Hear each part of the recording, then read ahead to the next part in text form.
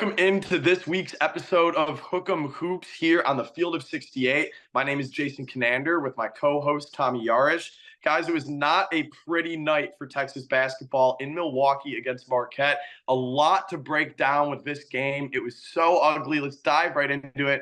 Tommy, Marquette 86, Texas 65. And honestly, the score does not tell the full story. That game was not nearly that close. It was an all-around ugly performance for Texas. They struggled to defend the entire night. Offensively, nobody scored other than Max Abmas practically the whole night. And 17 of his 25 points came in the first half. Tommy, lead us off with some takeaways from Texas's second loss here of the early season.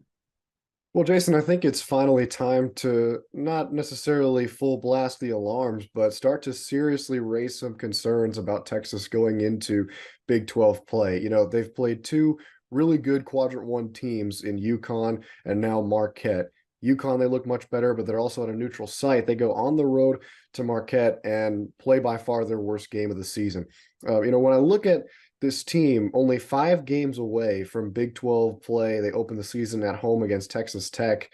It seems like there's so much left to be figured out for Rodney Terry. And we knew coming into the year that, with a bunch of new transfers, or basically an entirely new roster, losing all the veteran prowess that they had a season ago was going to take some time for everything to mesh. But Jason, I don't think it's unfair to say that we haven't seen a lot of meshing yet so far. This team does not have an identity yet. They don't have an alpha yet. I guess offensively, you could say Max Abmas is their alpha, but even he is inconsistent, and I would argue takes some pretty bad shots at times. So certainly think there's some concerns going forward. When I look at this game, I think that there was not a lot of effort or really communication defensively, especially on the perimeter and navigating screens. Marquette was just picking apart the Texas defense with on-ball screens around the three-point arc, and Texas didn't know what to do. They kept going under the screen, so you leave guys like Tyler Kolek and Cam Jones wide open, and that's why, Kolek goes off for 28 points, 11 of 16 shooting, one of his career high night for Kolek. And yeah, Marquette, he went off.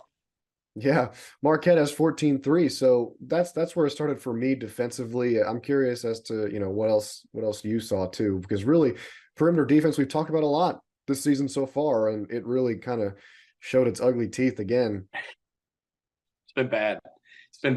The guard play on this Texas team has been horrible defensively. I just think that Abmas is going to be undersized against every team. This was the one team in the early season, Power 5, Power 6 conference, the Big East opponent, the Texas was going to play where they actually had a size advantage, and it certainly didn't look like it.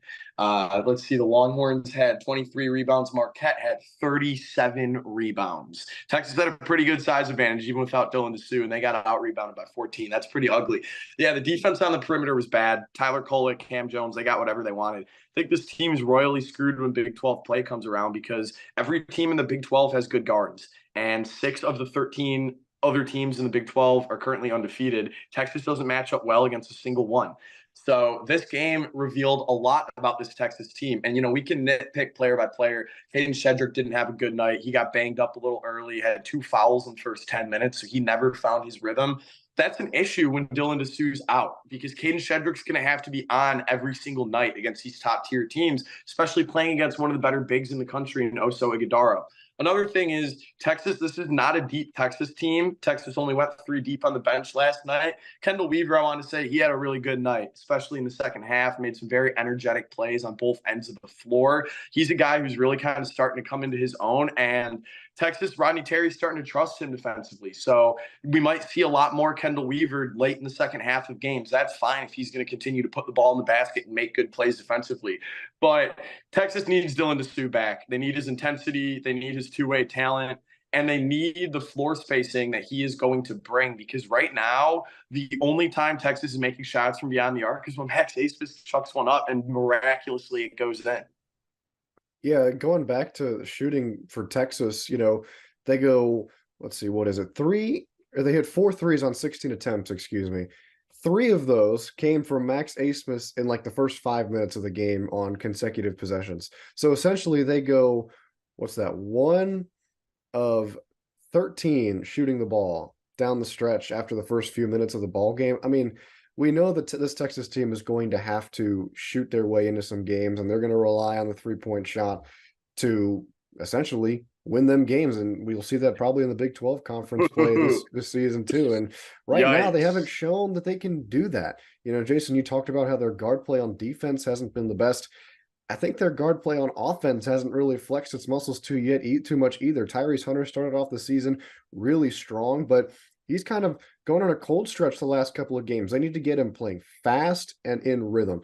That's when he is at his best. He goes 0 for 6 last night from the field because, and Jason, you tell me if you disagree on this, but when Texas gets into a half-court offense, it seems like nobody really knows what to do. I mean, they're running the usual on-ball screens and trying to slip guys around, but I could count more. I don't have enough fingers to count how many times, Brock Cunningham, or if Zarek Onyema was in the game, or Caden Shedrick just holding the ball at the top of the key, looking for a guy to give the ball off to.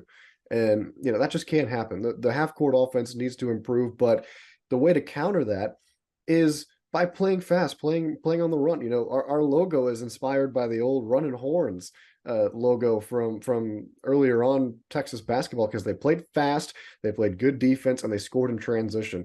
Texas needs to find, I think that's their identity offensively. They need to find that, and if you add on knocking down three-point shots to that, you can get a very good offensive team. But I'll touch on this a little bit later. I think the lineup and rotation that Rodney Terry's got going now doesn't allow them to play to their strengths. I agree. I completely agree with that. And I think that, I do agree Texas is going to have to the half court offense is terrible right now. The half court offense is really bad. And I agree, if Texas has one thing on its opponents in the early season, especially without Dylan DeSue, it's the fact that they can play fast in that fast break, full court type of offense. Kendall Weaver is one of the quickest players in the country. Max Asmus is one of the quickest players in the country.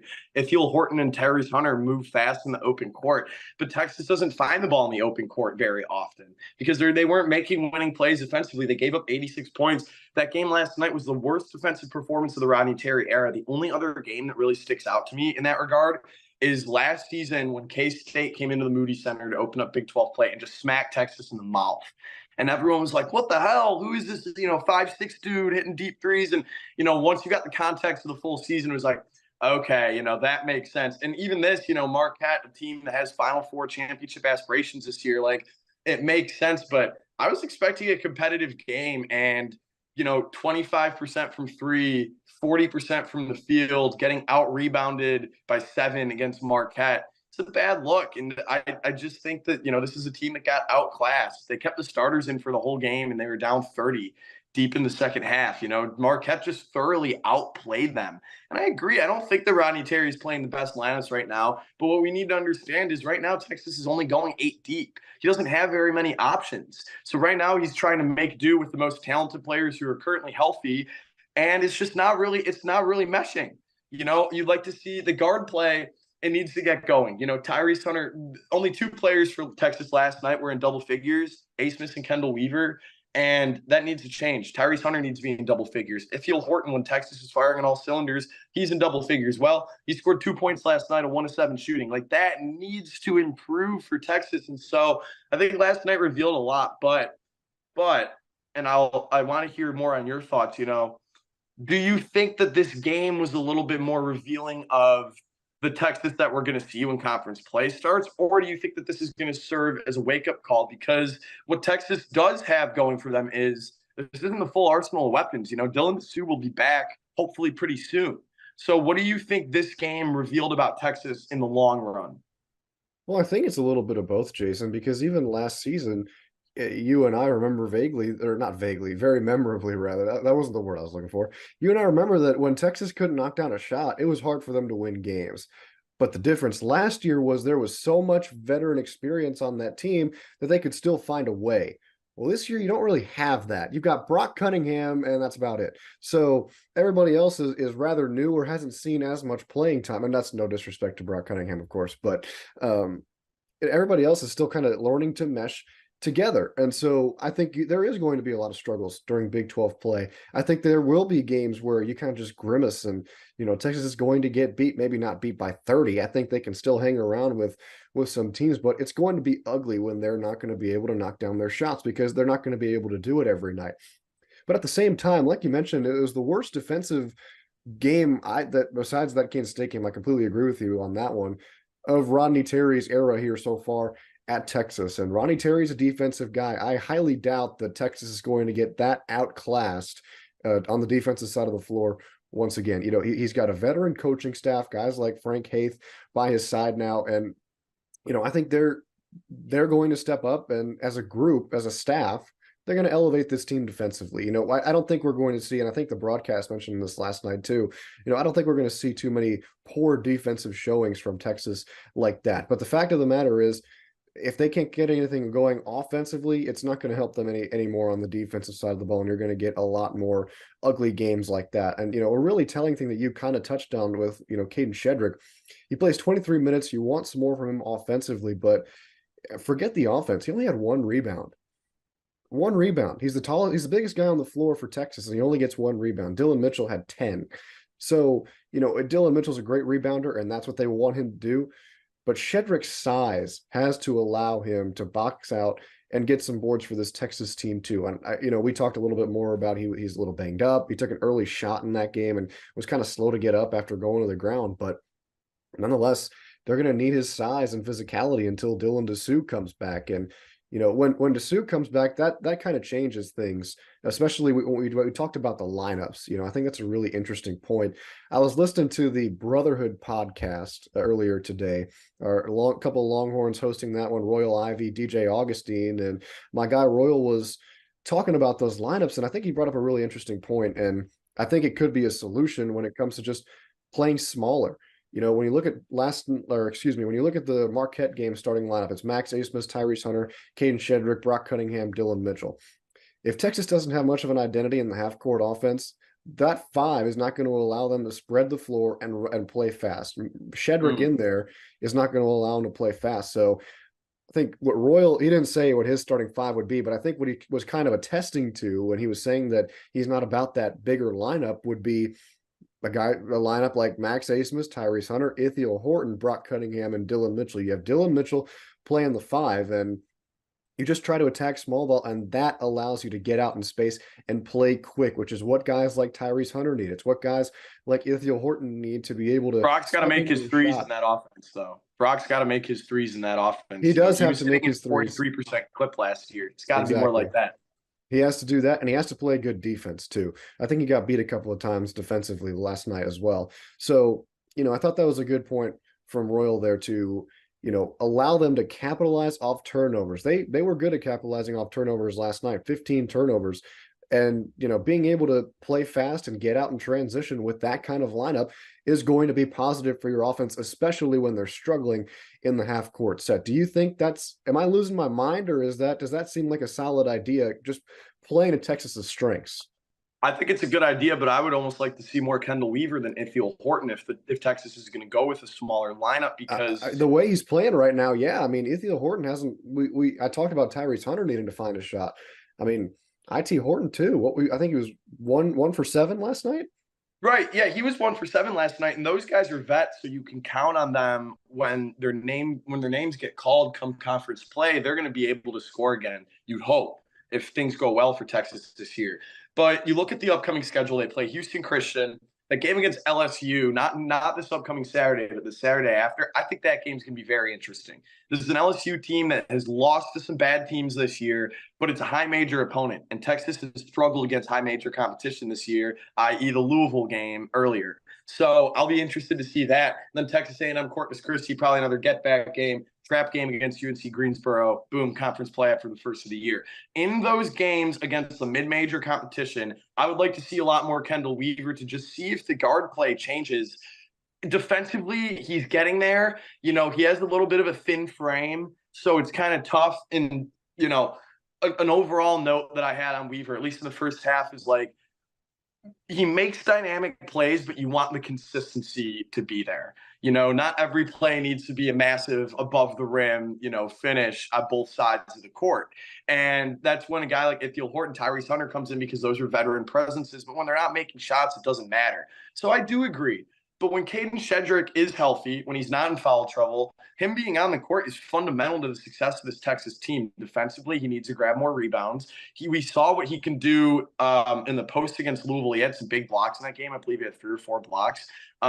He's going to need to do that in conference play. The centers in the Big 12 are excellent. Hunter Dickinson, Aziz Bandalgo just got eligible at Cincinnati. So Caden Shedrick's going to have to be healthy and going to have to be on the court for more than half the game. But I think that when Texas is looking to score and when they're looking for the half-court offense to generate open shots, it would be wiser to play Dylan Mitchell at the 5 because he can handle the ball at any point of the court. And then you hope that the guards, Smith, you hope he takes better shots too, not just making open shots, but taking better shots. He's a little bit used to having so much free reign in the offense where he just gets so comfortable and chucks up some bad ones. And it's just something that you'd like to see it improve, but it won't improve until the guys around him look better. So on that note, Tommy, who is one player whose play you think needs to improve before conference play in order for Texas to feel good about the way things are going after the first of the year? As you guys know by now, we've partnered with BetMGM Sportsbook for this college basketball season. We're going to be using BetMGM lines to make all of our picks and predictions throughout the college basketball season. And we are going to have special offers for you, the listeners and the viewers on the Field of 68 each and every week during the season. If you haven't signed up with BetMGM yet, use the bonus code FIELD1500 and you will get up to a $1,500 first bet offer on your first wager on BetMGM Sportsbook. Here's what you got to do. Download the BetMGM app. Sign up using the bonus code FIELD1500. Deposit at least $10 and place your first wager on any game. You will receive up to $1,500 in bonus bets if that bet loses. Just make sure you use the bonus code FIELD1500 when you sign up. And remember, BetMGM is now available under one wallet in select states. As a New Jersey resident, this is super convenient for me when I have to go cover games in New York or Philly. When crossing state borders, just log into your existing account instead of having to create new accounts in each state that you go to. And most importantly, I got to let you know, we do have some fun stuff coming up for this college basketball season. Bet insurance tokens, college hoops odds boosts, my personal favorite, parlay odds boosts. So download the BetMGM app today. Well, I think it's Ithiel Horton. I think this is the guy that they brought in, and Jason, you and I talked about this on, the first episode where they want him to be this year's Serge Ibaka Rice. There's no replacing, or I'm trying to figure out how I can say this. He's not Serge Ibaka Rice in the sense that Serge Ibaka was just a guaranteed at least 10 points off the bench essentially every night. He hasn't proved that yet, but with how good of a shooter he is, especially in the mid-range game, I think I came away impressed so far this season with how well he shot the ball in the mid-range. But if he's not knocking anything down, then Texas is really going to struggle. Whether he comes off the bench or whether he moves into the starting lineup, he needs to hit shots. And, we've talked about the Texas guards a lot already tonight with them needing to hit shots. And IT Horton's just another one of those guys who needs to find a shot, needs to find consistency. It can't just be Max Abmas every night taking 20 shots and hoping that he makes 4 out of 10 threes. Those guys have to take some of the weight offensively off of his back, and Tyrese Hunter kind of included in that one too. And again, I don't think this is I don't think that Marquette game is representative of what we're going to see every night from Texas. I think that Ithiel Horton and Tyrese Hunter are going to have good games this year, and they're going to be able to still contribute to the offense. I think that everybody has an off night. I think that was a very off night, not just an off night, a very off night for them offensively. So I don't expect that to carry over. But that doesn't mean that it doesn't need to change, and that IT Horton needs to knock down his shot. I think you read my mind on Kendall Weaver, Jason. I came away again impressed. 2 episodes ago, I think we talked about how he needs more minutes, and I mean, he's earning them. Rodney Terry's playing him more, and he's continuing to do really good things for him too. Off the bench, you want that jolt of energy, you want that energizer bunny, and I think Kendall Weaver has been that for this Texas team.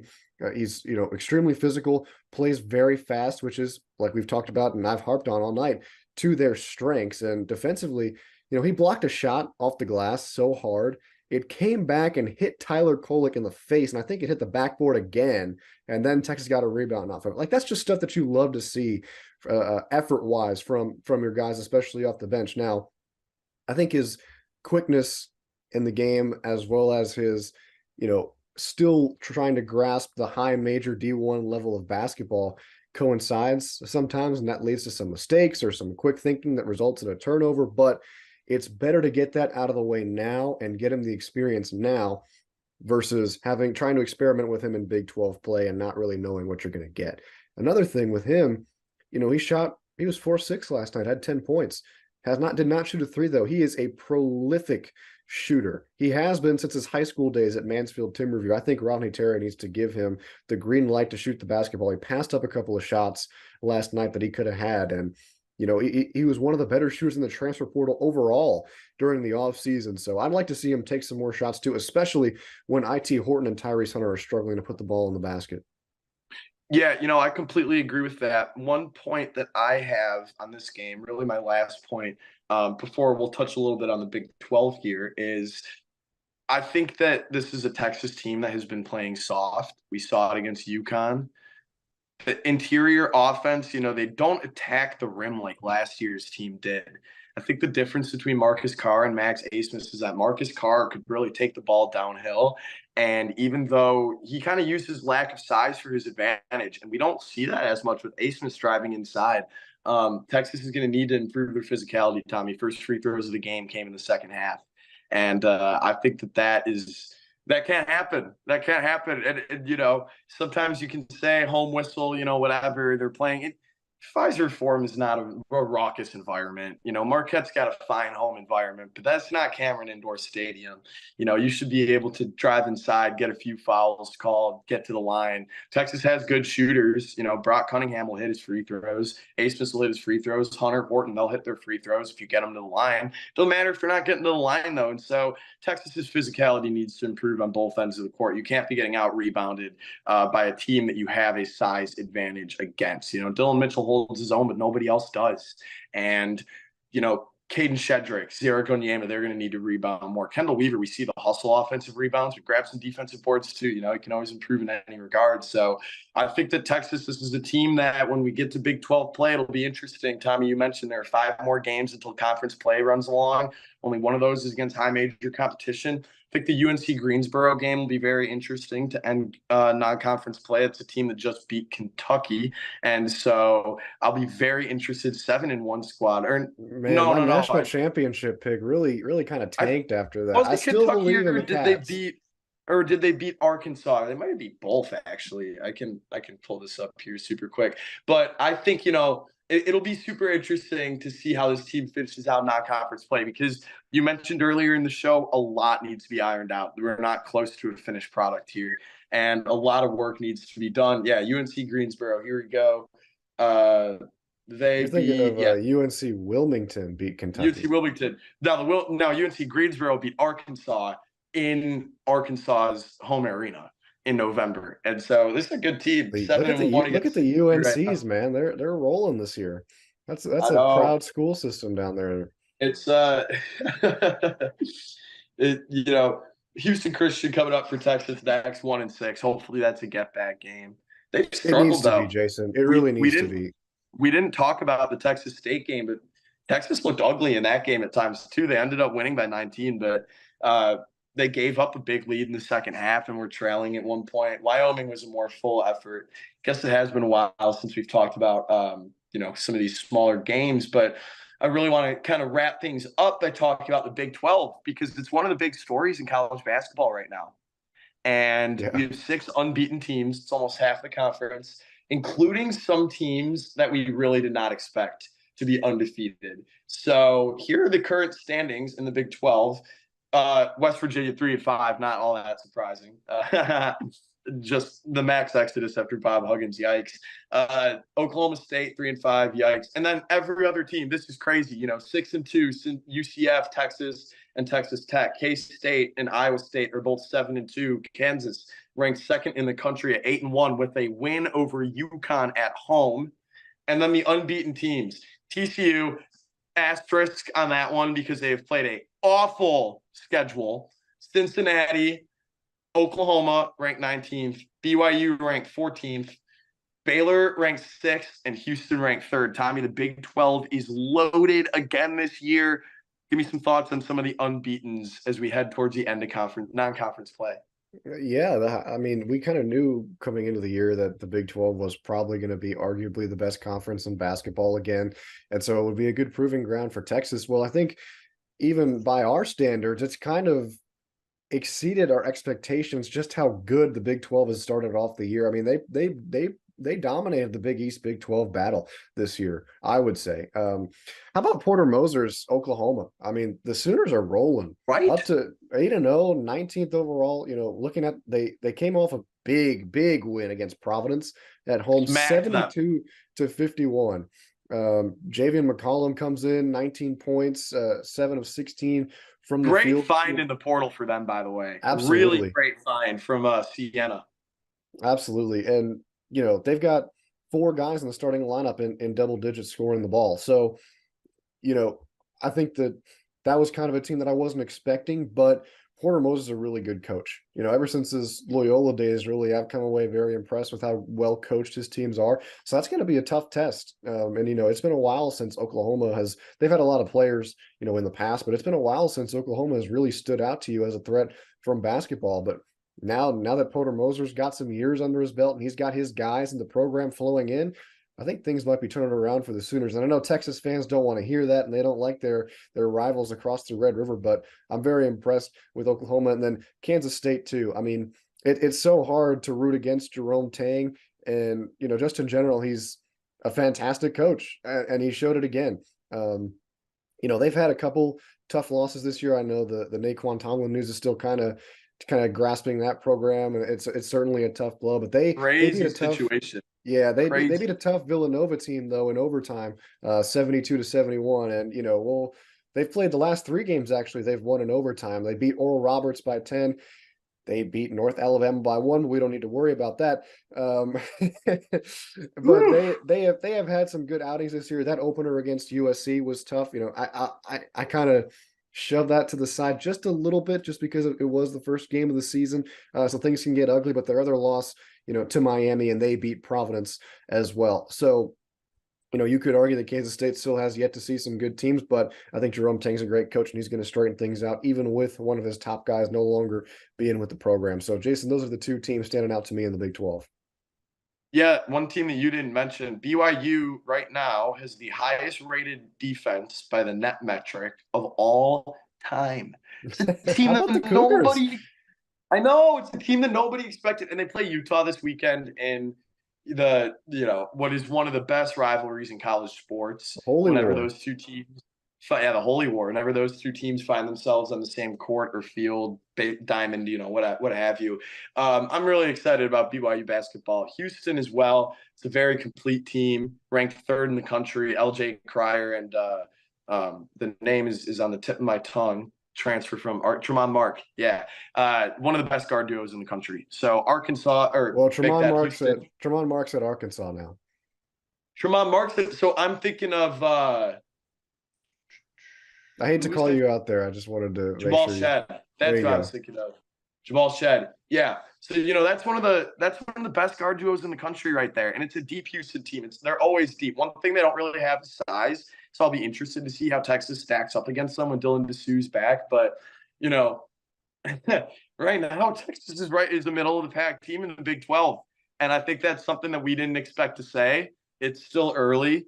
You know, this thing will really shake itself out about, you know, a month or 2 into conference play. And I'm really excited for us to get to that point. But right now, you know, Texas is about average in the conference. And maybe not expected for Texas. I mean, every year the Big 12 is one of the best conferences in the country. And 3 of the 4 teams that were added, actually all 4 teams that have been added to the Big 12 have been big-time players. 3 of the 4 teams are undefeated right now. And so it's a different conference. It's a different lineup that Texas will be playing against. But there's a lot to be – I think the number one thing that you said today is that there's a lot to be figured out with this Texas team. And I think that these next 5 games, 4 of which against mid-major competition, some home games, they play LSU and Houston as well. I think that Texas will be able to iron out some of the defensive troubles on the perimeter, some of the guard play on both ends of the court, and hopefully the physicality and intensity. The most important thing is getting the bigs healthy, though. If Caden Shedrick can get himself healthy, Dylan DeSue can find himself on the court right around conference play. This is a completely different Texas team. And I think that you called it a very off night for Texas. Hopefully that'll go from a very off night to just an outlier. So do you have any last thoughts on the Big 12 around the game before we get out of here? Yeah, I think I can't say it enough that Texas needs to get healthy. If Caden Shedrick and Dylan DeSue are playing banged up all year, it's not going to be a successful season for Texas. If that means that Shedrick needs to sit out a couple more games to nurse that shoulder to get him at full strength for conference play, then that's what Rodney Terry needs to do. He needs to trust the rest of his guys to get him there. And I think through the next 5 games, they can do it without Caden Shedrick. And that's no disrespect to any of their opponents that are playing, but 4 out of those 5, like you said, mid-major opponents, you can win those games. You're capable of winning those games, and maybe that's a chance for you to try out that small ball lineup that I was talking about a little bit more, that Royal Ivy kind of brought to my attention. I would really like to see that implemented and see if maybe that's a possible solution. But offensively, it's a team that just needs to play faster. They need to get to the bucket more. Tyrese Hunter is so good at that, and we haven't seen it as much anymore with him since the early couple of games. So I'd like to see him get more aggressive. Overall, shooting just needs to be better, especially beyond the arc if they're going to chuck up as many threes as they do. And just pray that Max Abmas continues to be consistent shooting the ball, and like you mentioned, Jason, taking better shots. I completely agree with that, Tommy. Offense, the team needs to play a lot quicker. They need to play to their strengths. And I think that we really found something tonight in talking about playing with the smaller lineup. If Texas has one thing on their opponents, it's that they're one of the fastest teams in the country, at least from a skill perspective. And when their players play fast in the full court offense, hell, Dylan DeSue is one of the most dynamic, or Dylan Mitchell, is one of the most dynamic players in the country, flying above the rim on both sides of the court. So when Texas gets the ball in the full court, when they're playing fast, playing physical, I think that we're going to see a different team. But 5 games to figure things out before conference play. We'll be having, a Big 12 conference preview coming up on the show, which will be super exciting. I'm so excited for that because this conference is just loaded this year. A couple more games to break down, but Tommy, it's always a pleasure to talk to you. Little Texas basketball, not under the greatest of circumstances, but hey, not every sport on this campus could be a top 4 team in the country these days. So, thanks again for joining me. Thank you at home for listening, watching wherever you are, and we'll be with you guys soon.